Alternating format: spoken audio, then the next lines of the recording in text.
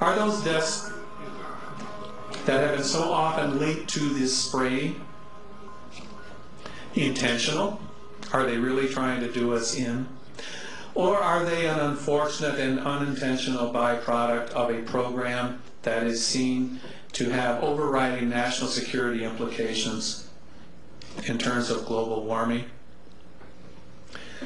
Or are the people behind this program getting two for the price of one? Never stop to wonder when watching my TV why we who do the work are so seldom seen. Now I'm wondering why we're blacked out or portrayed as troublemakers, or always in the background when on screen. Working TV, now we're on screen. Working TV.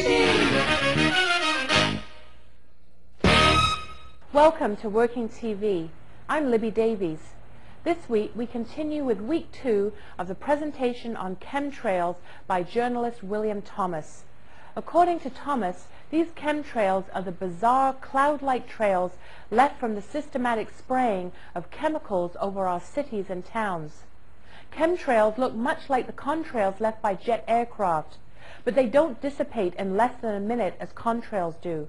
In fact, they hang about for some time, slowly dissipating, and are often sprayed in crisscross or X patterns. Many of you claim to have seen, photographed, or videotaped these chemtrails, yet Transport Canada and the mainstream media won't even acknowledge they exist. That's because, according to Thomas, they are part of some kind of sinister plot to both control the weather and to cull our populations. This may sound like yet another nutty conspiracy theory. We're not so sure. At least we think Thomas deserves a listen. You decide. Here now, continued from last week, is part 2 of Chemtrails.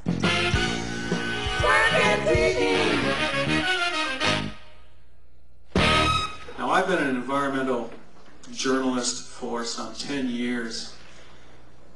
I attend conferences, I talk to scientists, and I keep up to speed on what is happening to this planet. I talk to advisors to this government, scientific advisors, and they are unanimous in calling what is happening to our atmosphere a global emergency.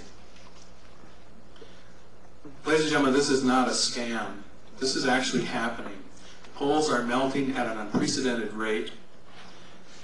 In the Arctic to the north of us, at such a rate, in fact, that the cold water now entering the North Atlantic is intersecting the North Atlantic conveyor, bringing warm water and nutrients up from the tropics and cooling that and slowing down this conveyor. And this is the conveyor that moderates climate across England and Europe. And you saw the huge windstorms and rainstorms this year, all the trees knocked down in France, the superstorms they're calling them, and we're seeing more and more of these superstorms. We're seeing rainfall patterns change, droughts, floods, tornadoes in winter. And it's the insurance company, not the environmentalists, that are pushing governments to act. The insurers are panicked. We're talking an industry even bigger than the arms industry and the fossil fuel mafia on this planet. They are very concerned that an unstable climate may destroy the insurance industry and take down the banks that back them. Insured losses were up 10 times from 83 to 92, and that was just the beginning.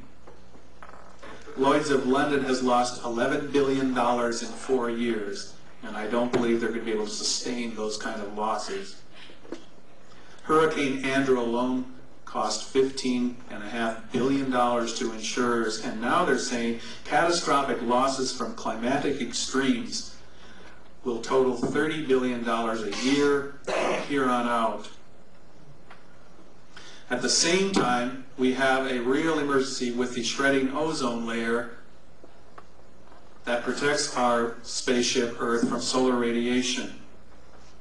The U.S. Environmental Protection Agency has revised its estimate of skin cancer deaths from 9,300 to 200,000 over the next 50 years. Now, in August 1998, there was an international seminar on planetary emergencies.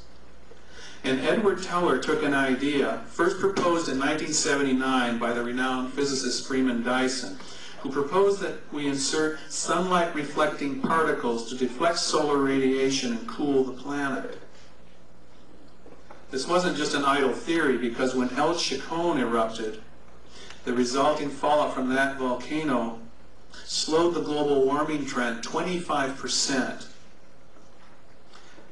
And gave the people saying, well, there's really nothing to this global warming, quite a lot of ammunition for a year or two. So at that conference on planetary emergencies, when Edward Teller, the father of the H-bomb, stood up, he proposed a similar sunscreen. And he said, if we can block 1% of incoming solar radiation and reflect it back into space, we will neutralize global warming.